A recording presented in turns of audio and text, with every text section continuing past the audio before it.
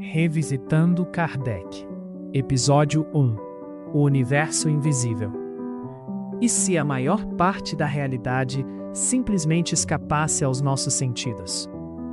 Essa pergunta pode parecer filosófica demais à primeira vista, mas ela também atravessa a ciência contemporânea. Hoje, a cosmologia acredita que tudo aquilo que conseguimos enxergar, estrelas, planetas, galáxias, corpos, poeira cósmica, absolutamente tudo o que chamamos de matéria visível, representa apenas uma pequena fração do universo. O restante continua invisível. A ciência deu nomes para esse mistério: matéria escura, energia escura, componentes do cosmos que não conseguimos observar diretamente, mas cuja existência parece necessária para explicar a estrutura do universo. As galáxias giram rápido demais. A gravidade parece maior do que a matéria visível consegue produzir.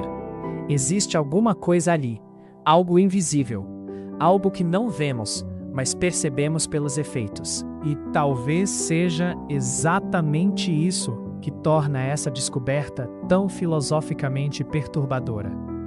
Porque ela nos obriga a encarar uma possibilidade desconfortável. E se aquilo que enxergamos for apenas uma pequena faixa da realidade?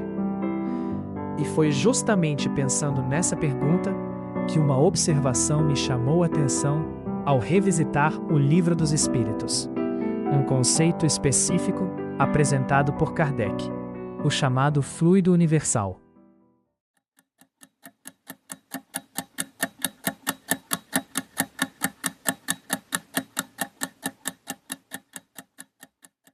Mas afinal, o que exatamente é a matéria escura?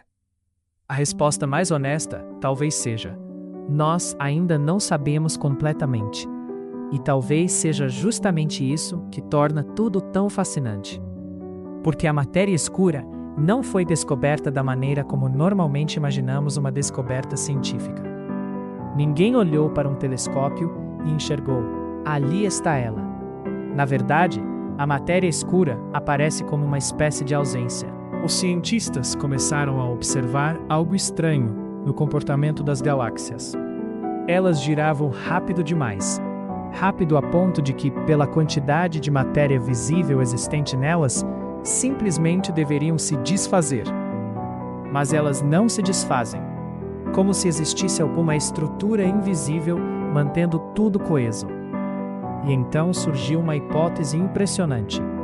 Talvez exista muito mais matéria no universo do que conseguimos enxergar. Uma matéria que não emite luz, que não pode ser observada diretamente, que atravessa silenciosamente o cosmos sem aparecer aos nossos olhos. E ainda assim, algo denuncia sua presença: a gravidade, os movimentos das galáxias, as deformações da luz no espaço, como se o universo inteiro tivesse sendo influenciado por algo invisível. E talvez essa seja uma das ideias mais desconcertantes da cosmologia contemporânea: a possibilidade de que a maior parte da estrutura do universo seja formada justamente por aquilo que não conseguimos ver. Tudo aquilo que chamamos de realidade concreta, estrelas, planetas, nebulosas, corpos, oceanos, árvores, talvez seja apenas uma pequena superfície iluminada de algo muito maior. E o mais intrigante é que a matéria escura não surge da imaginação ou da especulação mística.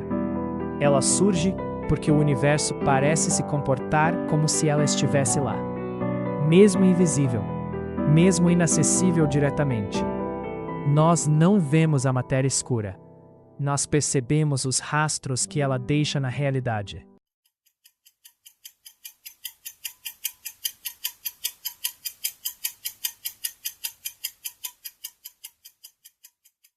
E foi justamente nesse ponto que, revisitando o Livro dos Espíritos, uma coisa começou a me chamar a atenção. Curiosamente, existe um conceito apresentado por Kardec que pode gerar uma aproximação filosófica muito interessante com essa discussão: o chamado fluido universal. E aqui existe um detalhe fundamental. Quando ouvimos falar em fluido universal, é comum imaginarmos algo mais espiritual, uma espécie de energia mística, Mas quando voltamos ao texto original com atenção, não é exatamente isso que aparece. Os espíritos, para nosso entendimento, descrevem o fluido universal como matéria. Só que uma matéria em um estado extremamente sutil, quintessenciado, invisível aos sentidos humanos. Uma espécie de elemento primordial da realidade material. E isso muda completamente a forma como essa ideia costuma ser entendida. Porque o fluido universal não é espírito. De acordo com o Livro dos Espíritos, espírito e fluido universal são coisas diferentes. O espírito atua sobre o fluido, mas o fluido continua pertencendo ao domínio da materialidade. E talvez seja exatamente aqui que a conversa fique filosoficamente fascinante. Porque Kardec parece trabalhar com a hipótese de que a matéria não se resume apenas àquilo que conseguimos perceber diretamente. Como se existissem diferentes graus, diferentes estados, diferentes densidades da própria materialidade. E isso aparece de maneira muito forte em várias passagens de O Livro dos Espíritos. A ideia de que nossos sentidos captam apenas uma faixa limitada da realidade. De que existem formas de matéria ainda inacessíveis à percepção humana comum. O que aparece ali não é exatamente uma negação da matéria. É uma ampliação da própria ideia de matéria. Como se Kardec estivesse tentando pensar uma realidade material muito maior, mais profunda, do que aquilo que os sentidos humanos conseguem alcançar.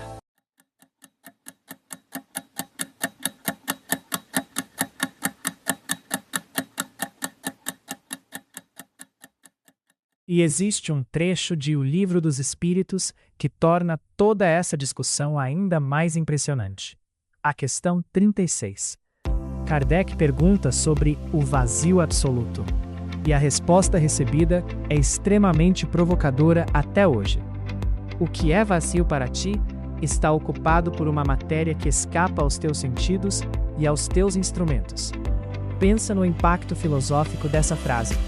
Ela foi escrita em 1857, muito antes da física contemporânea começar a questionar profundamente a própria ideia de vazio. Mas o que mais chama a atenção aqui não é apenas a resposta em si, é a estrutura da resposta. Porque os espíritos não dizem somente que existem coisas além dos sentidos humanos. Eles vão além. Falam também dos limites dos instrumentos. E isso é fascinante, porque ali aparecem dois limites diferentes. O limite biológico e o limite tecnológico. Como se a questão não fosse apenas: existem coisas que não conseguimos ver. Mas algo ainda mais profundo. Existem aspectos da realidade que permanecem invisíveis, mesmo quando tentamos ampliar nossa percepção através da ciência e da tecnologia. E isso muda bastante a forma de ler esse trecho, porque não estamos falando necessariamente de sobrenatural. Estamos falando da possibilidade de uma invisibilidade relativa. Algo que existe, mas que permanece fora da faixa de percepção disponível ao estágio atual da humanidade. E isso produz uma reflexão muito forte quando pensamos na própria cosmologia contemporânea. Hoje sabemos que nossos sentidos não captam diretamente quase nada do universo. E mesmo os instrumentos mais sofisticados continuam cercados por enormes zonas de desconhecimento. Matéria escura, energia escura, a natureza da consciência, a origem do espaço-tempo. O que chamamos de realidade pode ser apenas aquilo que conseguimos detectar. E essa é uma das perguntas mais desconfortáveis de todas.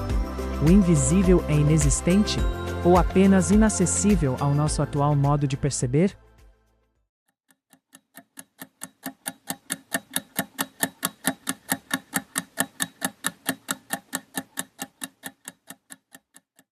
Mas aqui é importante fazer uma distinção com bastante cuidado, porque existe um risco muito comum quando tentamos aproximar espiritismo e ciência contemporânea. O risco do anacronismo. Kardec não estava descrevendo matéria escura. A matéria escura pertence ao campo da cosmologia contemporânea, construída a partir de observações astronômicas, modelos matemáticos e hipóteses testáveis. Já o fluido universal aparece em O Livro dos Espíritos como um princípio de materialidade sutil, pensado dentro de uma estrutura filosófica muito mais ampla.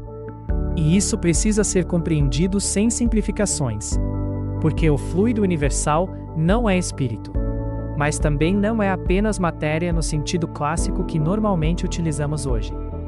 Dentro do pensamento kardecista, o espírito atua sobre o fluido.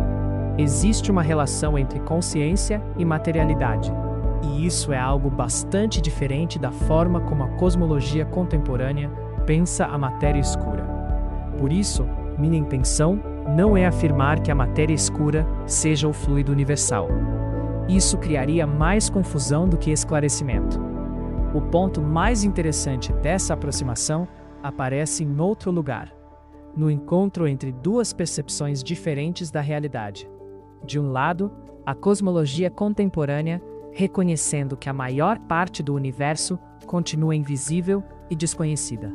De outro, Kardec trabalhando, ainda no século XIX, com a hipótese de que existem formas de materialidade inacessíveis aos sentidos humanos. E esse encontro é filosoficamente fascinante. Não porque espiritismo e cosmologia estejam dizendo a mesma coisa, mas porque ambos acabam apontando para um deslocamento importante na maneira como pensamos o real. A percepção de que aquilo que chamamos de matéria talvez seja muito mais amplo, complexo e inacessível do que a experiência humana imediata consegue alcançar. E isso produz desdobramentos muito interessantes, porque quebra tanto o materialismo simplista quanto certas formas de espiritualismo mágico, como se a realidade deixasse de ser dividida apenas entre matéria visível e sobrenatural, e passasse a ser pensada em níveis, densidades e formas de existência ainda parcialmente desconhecidas pela humanidade. O que torna essa aproximação filosófica realmente interessante aparece em outro ponto. Durante muito tempo, a própria ciência trabalhou com uma desconfiança profunda em relação ao invisível. Aquilo que não podia ser observado, medido ou reproduzido tendia a ser descartado como especulação. Só que a própria história da ciência começou a complicar essa certeza. A eletricidade já foi invisível. Os campos magnéticos são invisíveis. As ondas de rádio atravessam nossos corpos o tempo inteiro sem serem percebidas diretamente. E hoje a própria cosmologia trabalha com a hipótese de componentes invisíveis que estruturam o universo. Claro, tudo isso pertence ao campo científico porque produz efeitos mensuráveis. Existe método, existe cálculo, existe possibilidade de observação indireta. E isso faz toda a diferença. Mas o impacto filosófico dessas descobertas continua enorme, porque elas ajudam a desmontar uma antiga associação automática entre invisibilidade e inexistência. E é exatamente aqui que o espiritismo entra numa zona delicada, porque desde Kardec existe a tentativa de apresentar o mundo espiritual como objeto possível de investigação racional. O problema é que parte do espiritismo acabou transformando isso numa busca incessante por comprovação científica do espiritual, porque fenômenos espirituais não se comportam, pelo menos até hoje, como objetos científicos estáveis, reproduzíveis e mensuráveis da maneira que a ciência exige. Então, a questão não deve ser: a ciência já provou o espiritismo? Isso empobrece a conversa. A questão mais interessante passa a ser outra. Com a própria ciência reconhecendo que existem níveis invisíveis e indiretamente acessíveis da realidade, os limites atuais entre matéria, percepção e investigação continuam tão fechados quanto pareciam no passado?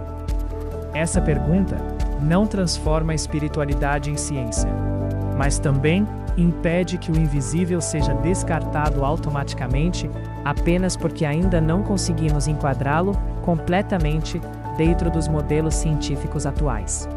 E talvez esse seja um dos pontos mais provocadores do debate contemporâneo. A ciência ampliou enormemente aquilo que considera investigável. E isso inevitavelmente reabre discussões filosóficas sobre os limites do real, da percepção e da própria ideia de existência.